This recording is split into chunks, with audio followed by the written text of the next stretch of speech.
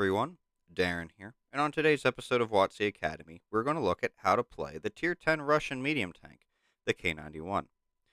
This vehicle is commonly accepted to be one of the worst Russian mediums in the game, but with a recent buff, the vehicle has gained some playability in the eyes of some players. So, let's take a look. Now, the armor on the K-91 is pretty weak in terms of Russian mediums. The hull leaves much to be desired, as it is basically a flat rectangle, incapable of bouncing shots reliably, though it can occasionally happen. Turret-wise, the armor is much better, but not much, as the thickest parts are tiny pieces of 220mm thick armor. Realistically, if you are presented as a target, people will aim at your weak, easy-to-pen hull instead of the turret. And as usual, the top of the tank is lightly armored and susceptible to artillery. Now, the mobility of the K-91 is pretty good. With a forward speed of 55 kilometers per hour and a reverse speed of 20 kilometers per hour, you will have no trouble getting to where you need to go, or reverse out of danger if need be. As for the 12% chance of fire, this means you might be able to forego running a fire extinguisher, but remember that the engine is in the front, so there is a possibility of catching fire still. Now, in terms of firepower, the K-91 has one of, if not the best gun on a Russian medium. This gun has a very good base accuracy of 0.3, a good base reload time of 5.59 seconds, and a very good base aim time of 1.9 seconds. This gun allows you to aim at and hit your target with relatively and good efficiency and reliability. As for the gun depression of 9 degrees and an elevation of 20 degrees, you will have no trouble fighting in and around ridgelines and hills. But I want to make it aware to you that due to the rear-mounted turret, you will not have this level of gun depression over the front of the vehicle. So keep that in mind. Now, how do you set up the K-91? Well, in terms of consumables, I run 30 APCR, 20 heat, and 0 HE. I also run a repair kit, a first aid kit, and a fire extinguisher because of my luck with artillery. But you can forgo the fire extinguisher and use food or gas if you wish. For equipment, I run an advanced loader, advanced optics, and gun stabilizer to improve the vision of the vehicle. Of course, you can drop optics for vents if you wish to do so. For the commander setup, I recommend running the Jack of all trades medium setup or the sniping TD setup I mentioned in my commander video. But for the sake of this video, the skills I run are the following in no particular order: Born Leader, Rapid Loading, Steady Aim, Sixth Sense, Track Mechanic, Situational Awareness, Snapshot, Run and Gun, and Marked Target. Of course, you can set up the commander to suit your preferences. Now, how do you play the K-91? Well, I have found this tank to be a definite rear support vehicle, using its good gun characteristics to support the frontline tanks. The lack of brawlable armor prevents you from easily getting into the thick of it. I have found that by sitting in the back supporting your team and conserving your HP till near the end is the prime method. Then, depending on what tanks are left, and of course your own hit points, going on the offensive is a possibility. Be aware, though, before going on said offensive, that the turret does not rotate a full 360 degrees, and the excellent gun depression does not exist over the front of the vehicle. That concludes an overview of the K-91. Now let's take a look at some gameplay. So, here we are on Fredvang, of course, in the K-91. Now, quick disclaimer, this was caught on a live stream, so if you are a frequent viewer of my channel, you would know what that means. That means no audio, and of course, no, this big logo in the top left-hand corner, because I can't record and stream at the same time, or if I can, I don't know how. Enough rambling. So, I'm in the southeastern spawn of Fredvang here, a map that I don't have much of a problem with, and I really like the atmosphere of. Of course, some people just have problems with these maps because they're too big, and there's an arguable reason behind that. But we're not talking about that. So I'm going to go to the hill just north of me, and I'm going to pretty much try and get some sniping cross shots on the opposing hill there. mostly just because, again, I don't have the armor to be brawling, and I want to, try and do what I can to not go back to the garage in 3 minutes because this tank was, well, again, it's not really the best of the Russian mediums. And, of course, this game was post-buff as well. So I'm going to head up here. As we can also see by the current development in terms of team movement here, it looks like I may or may not have any support at all, which, I'll either pay for that or people will actually get moving, and we'll see what comes to it. Now, I'm trying to position myself here. Of course, unfortunately, there's a light tank that just decides to ruin my plans of hiding amongst the trees and just rolls up on here, get a nice good snapshot in. And now I'm trying to protect myself from Artie and, of course, getting shot across from anyone on the opposing hill by hugging the rock. Now, I'm hiding back here, again, trying to see if I can get an angle on that light tank that may be coming back. I'm watching the mini-map, trying to predict where he will pop out of. He's already taken hit from someone other than me, trying to see. He disappeared, so I'm going to give up on that. I'm not going to tunnel vision on his location. I am actually going to shift, though, and see if I can get some shots from anyone coming around behind me here. And we can see I do have some support. I'm completely not left alone here.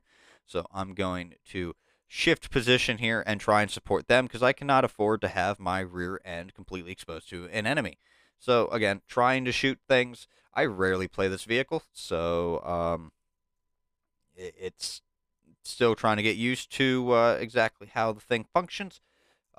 This actually was recorded. This actually was played when I was trying to test out the buffs. So, but yes, we are kind of in a little bit in a finicky situation here. We're going to actually see that somehow I am able to deal with the stockade.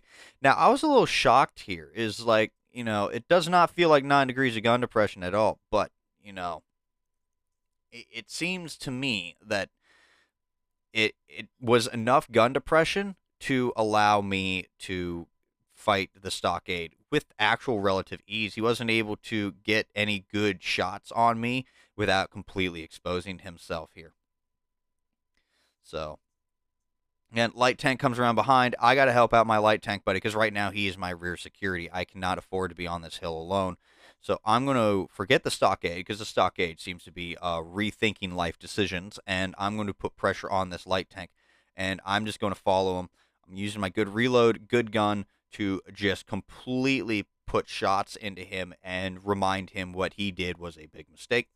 Again, I'm watching the mini-map, trying to make sure, keep an eye on the stockade, making sure he doesn't just roll up on me.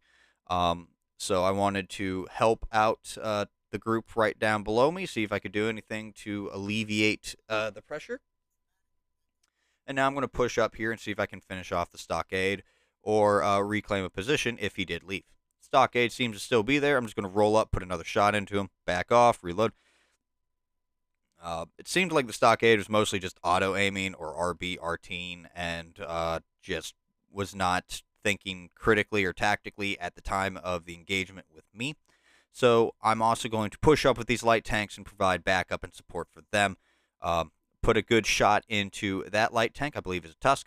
There's another one coming, good reload here, and managed to take him out. And now we're going to put pressure. Now, I see that a 432 is rolling up, and he's not paying attention to me, so I'm just going to, again, RBRT, put a shot into him, and move down the hill so I have at least some form of cover between me and anything behind me. Again, it seemed a little bit awkward at this point in time. I know with the how to play to when I talked about it, is try and avoid being in the frontline engagement. But we just had so much pressure on in this game, and I had actually support with me. I had light tanks that were able to actually distract them while I could be aggressive. I also had a Death Star that was behind me, the barn, really, that was able to pretty much also be that, I should think about what I'm doing factor on the enemy team. Wasn't paying attention to where I was going, so I hit the 4005. 4005 is going to go back and decide to finish off the other medium tank that's still there in the corner. I at this point was kind of fueled with like that feeling of just like I'm invincible, not a good feeling to have. At least for me, that tends to lead me to mistakes. So I'm just like, full send on this. And I'm like, all right, well, we need to go protect the base and stop the southern flank. So I was going to actually position myself to get flank shots like on this IS-7 here and try and snipe them on their way to base. Unfortunately, I got detected by the IS-7, and the IS-7 decides to stop what he's doing and come to me. Seeing, though, that there is a divot here, I am able to hide, for the most part, my hull. And the IS-7, oddly enough, decides I'm just going to go at you head on. So he is providing me nice shots. As you can see, my gun is holding up in terms of accuracy and reload. I am able to constantly punish the IS-7 for pushing out into the open, making mistakes like this. And he's paying for it, and I only take one shot in return for him being almost at or at full health down to death. So, and that was all for the trade of one shot. So pushing up again, trying to maintain the momentum here. I do see that I have another vehicle to support me, and Artie also is still alive, if I am seeing the square right there. So, yeah, I'm maintaining pressure on here. I am aggressive. There are 4 tanks left. It's a little bit too close for comfort to actually, for anyone that is on the average side, to be playing aggressively in this. But, I mean, again, I don't know you on a personal level, so I don't know your skill. But seeing that it's an E3 coming at me from this side, I'm not going to roll up in front. I'm going to track him and hope that the light tank is able to swing around behind him, or at least I am able to swing around behind him. So I'm going to actually do just that, get a second shot into him. Hopefully he turns. We got a little pincer maneuver going on here with the other light tank. I take another shot from the 257, but we got enough support here right now that we can just punish the 257. I'm going to back on down, get another good shot in the lower plate, which I don't manage to take. And now we have another light tank coming in. It's a T100 LT that I am unable to hit. Now, as we can see here, this is where I got to be a little bit, I got to think here. Obviously, he's going to outrun me. He's going to come around behind me, and I can't have a full 360 turret traverse, so I'm going to back up, put my butt against the rock there, and I'm going to show him the strongest side of the vehicle. I am able to at least, rotate the hull and traverse pretty quickly, so that did help me out here. Light tank decides to, go away. He realizes the situation is against him at this point, and I'm going to chase the light tank. So there's the light tank. I'm going to stop, try and get some shots here. He seemed to have been bouncing a lot of his rounds off me. I was not expecting that at all, but they are hitting the turret. Had they hit the hull, chances are they probably would have penned. But yeah. So again, I'm chasing him, and he is going to run headlong into the 4005 that is coming around to try and intercept him. I do not see the 4005 actually doing anything, but the 4005 managed to take care of the T100 LT. Overall, a very, very good game in the K-91, and it resulted in a mastery badge and over 5,000 damage, over 6,000 damage combined. So, again, a very good game. But that concludes today's video.